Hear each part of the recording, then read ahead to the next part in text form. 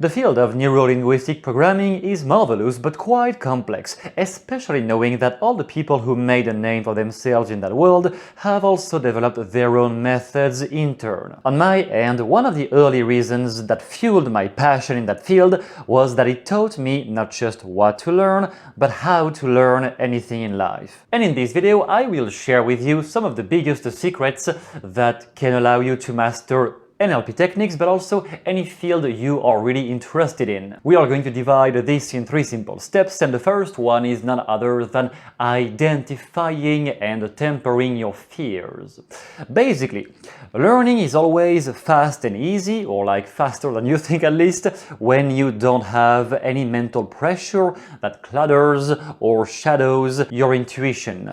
When you no longer suffer from all of those worries about not succeeding, not doing that right, being hated because people don't like the way you do things or because you don't have the results you were expecting. When all of those fears just disappear from your mind, then your intuition alone is more than enough to tell you what to learn, how to learn it, and what to do next to experiment on your journey. So among the most common fears people experience in that field, we have the fear to perform, because many people who study NLP want to become a coach themselves, or at least they're interested into helping and contributing to other people in one way or another.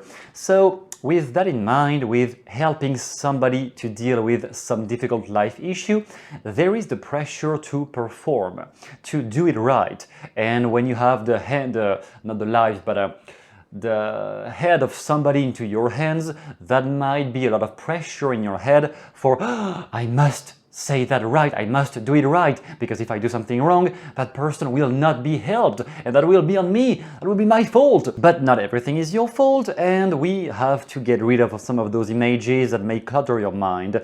We have the fear, therefore, of not succeeding, or also the fear of losing something, because you might be afraid of losing, I don't know, some job you have maybe, because if you try to launch a career as a coach, for example, you might be afraid that this doesn't work, and therefore you have the fear of what if I quit my job and cannot come back to it, or the fear of people not liking me anymore because I changed my life in some way. Many fears might clutter your mind, and we first need to identify, in your case specifically, which one holds you back. Which one is the fear that causes you to get paralyzed, to not take action. Because you have to test all of those techniques. If you don't test them every day right now, maybe some fear is holding you back. The fear you won't succeed, the fear you're not good enough to test this. What is it specifically? And one easy way to temper those fears is to ask yourself, what will happen even if I fail? What will happen even if my biggest fear happens? Then what? And what can I do even with that? Because in most cases, your biggest fear is not something that's gonna cause you to lose life, in most cases. So even if that thing you're scared about ends up happening, my client does not change, he paid money to me to help him and he doesn't change. Okay, that's happening right now. Then what? Are you dead? I don't think so. Is he dead? Probably not either. So why is it such a big trouble? Decreasing the amount of fear you have about taking action will always help your intuition to figure out what to say next, what to do next, which technique should I learn next. And to simplify that, if you're really just at the starting point or really have too many books on your bookshelf and you don't know what to start with, I would summarize figuring out NLP in the really beginning is just about 2 things: developing one method to change your own internal state, your own emotional state. If you can have one method that is efficient to change your own state when you are scared, when you are angry, when you feel guilty, when you feel low, depressed, not in a good mood, if you have one tool, method, anchoring, whatever you want, to do that, and one method to get people to trust you, and you have at this point successfully encountered people and you could create rapport with them because you can get them to trust you. If you have those 2 things, then you have the fundamentals of NLP, you have them, okay? Let's move on to the next steps. But before going there, let me tell you, I have also prepared a whole manual for you down below where you can find the best methods to help somebody to heal whenever you want to get people to change, what are the best things to tell them so that their mind finds a solution, and whenever you have somebody being resistant with you, how can you bypass that resistance without having to confront them too harshly? How can you hypnotize people covertly through your language patterns instead of having to confront their limiting beliefs head on? You have this document down below, and at the end of the manual you also have some tips and hints about how to develop your own career as a coach or as a professional of help if that is your intention. Then therefore the second step, number 2, is to develop some mental routine or some encore, if you know what encores are by this point. If you don't, I will link a video right here to show you how to develop encores for yourself. Basically, an encore for mental clarity. Your overthinking basically always paralyzes you much more than any real failure, problem or setback in the real world around you. Too many techniques is not a problem if you can always differentiate the ones you need at your current levels and the ones you don't need because they are just too advanced or they try to target something you don't really experience, something you don't really suffer from. But what makes us think we need all of them, we need to figure out all the techniques, to study every book, to study everything, it is because we overthink.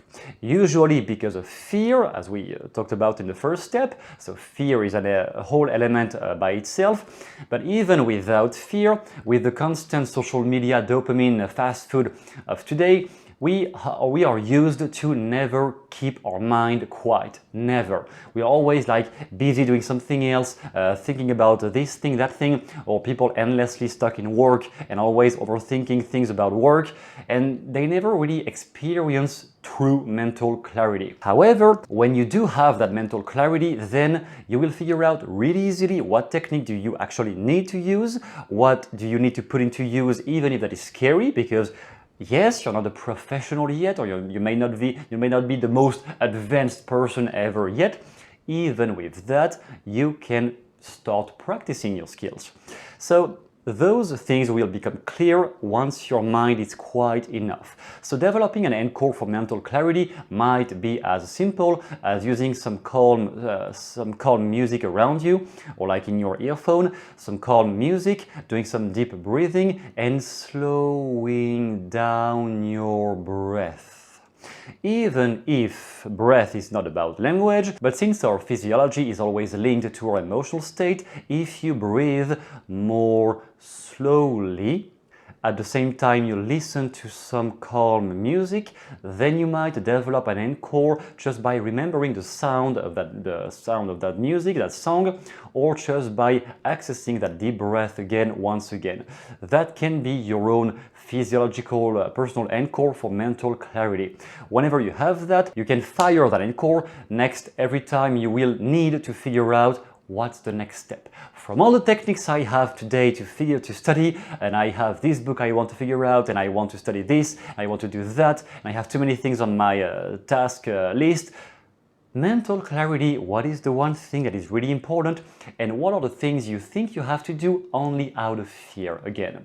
Because things you try to do only out of fear will usually bring even more mental clutter, or in the worst case scenario, will bring even more fear down the road. So get your mind quiet and clear and figure out what you have to do next, and when one problem that you're dealing with is too resistant or too pessimistic or the situations, keep coming back again and again. When every time you try to change a situation or somebody in your work, and that same person or type of person or situation keeps coming back and is never solved, then it means the problem is you. The problem is not the people you try to change or the situations you try to change.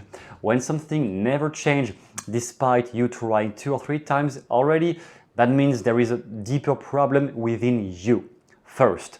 Then we can come back to changing the situations around. And I would say you get more from the beginner phase into the intermediate phase into NLP when you finally become able to change people, to help them change but it is not consistent yet. So if you have already been able to help a client, help somebody who was suffering from low self-esteem, from some trauma in their childhood, and somehow you have been able to tell the right things to that person, as it is described in the manual down below with the words that change minds, you have been able to change somebody, but you're not sure what you did, or you're not sure how to replicate that every time consistently.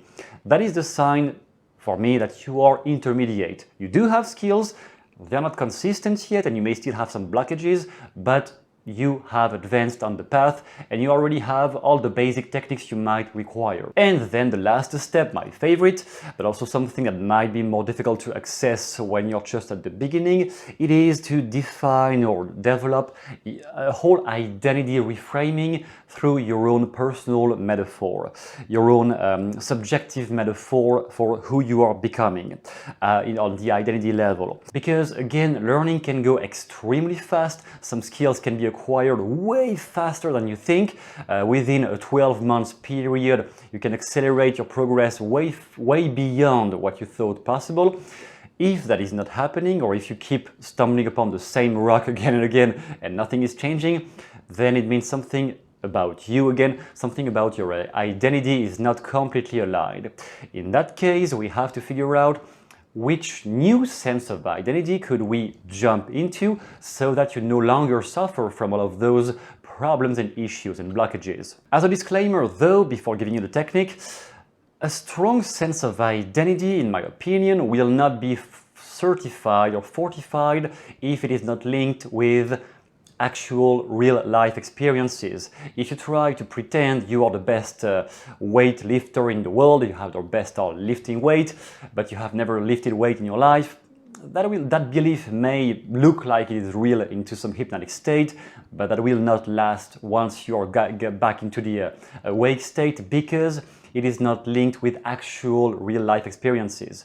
So I would say to only aim at using that method once you have at least gathered some experience. That is the last quantum leap, once you already have some skills, but somehow you're not consistent, or you're not a professional, or you're not really advanced yet and you don't figure out what's missing. That is exactly where this technique will be useful. So the technique basically is to ask yourself, if I could master all of it, like all the NLP techniques or coaching methods, all the things you dream about, or hypnotic skills, all of those things, if you could master all of them very easily, all the things you still cannot do, all of that is mastered really easily, who would you become then? Who would you have become already if you had already mastered all of them? Who did you become then? And why? How could you describe the type of person you have become? That will come down to some personal metaphor, because I become an NLP coach, that doesn't mean anything, it's usually not really stimulating for most people. I become a hypnotist, maybe, but can you get deeper on using some adjectives describing who you have become? I know I have my personal metaphor for who I was becoming when I really mastered those skills. For some reasons, I will keep private what that metaphor was for myself, and also to not influence you, because I want you to find your own, not just copy mine or the one of Tony Robbins or whatever. Find your own, because once you have found your own metaphor for who you are becoming through mastering those techniques, then you will develop your own style. You will develop your own way of doing things that will be unique, and people will start coming to you because of your style more than the techniques. That is when you can charge more also, because people come for a method that is unique to you, that belongs to you, not just for NLP techniques they can find in a book by paying $15. But when they come to you for who you are, then you can set your own prices, because you are the brand. So what kind of personal metaphor could you use to describe who you are becoming? Some supernatural hypnotist? That would be how I would describe Milton Erickson. Some loudmouth debater? How I might describe Richard Bandler. Whatever comes to you, pick that metaphor, that personal sense of identity, and then once you have that coming into your mind, something about who do I become, what kind of personal artist or a hypnotist do I become through mastering all of those techniques? Once you have that in your mind, then you can just listen to the potential excuses in your mind saying that I can't be that right now because. If there was a sentence blank, so I can't become a life coach or like whatever you want to become, I can't be that right now, I can't get into that identity right now because. Because what? Because I don't have enough skills, because I'm just too bad, because people don't like me. What's the reason? And any reason you write down here or think about, then challenge it by breaking down all the terms. I can't become a successful hypnotist, let's say. I can't become a wealthy hypnotist because people don't recognize my skills. Fine, which skills specifically? Which people specifically? Or I can't become a talented NLP coach, let's say. I can't become a talented NLP coach because I don't know how to hypnotize. Oh, cool. How to hypnotize. And how can you learn that? Because if it is just a matter of one skill you don't have yet, then how can you learn it? So once you have your personal metaphor for who you are becoming, then challenge all the limitations that surrounds it, that block it from becoming real. I can't become that because. And whatever you think about as the reason, challenge it. How do you know this is true? How do you know this cannot be untrue? How do you know this cannot change by tomorrow? Etc. If you want all of those sentence structures, all of those magical language patterns, you have all the best ones I know in the manual down below called The Words That Change Minds. You will figure out everything about how to tailor your language so that somebody listening to you automatically change their limitations once it becomes an identity, and you will have some tips, as I said at the end of the manual, to develop your own career if it is really what you want to engage into. How can you do that? How did I do that? And can you differentiate yourself so that people come and pay for who you are and not just for the techniques you teach? That is down below. Thanks a lot for watching and for reading, for those who download this thing down below right now, and see you soon in the next video. Thanks a lot. Goodbye.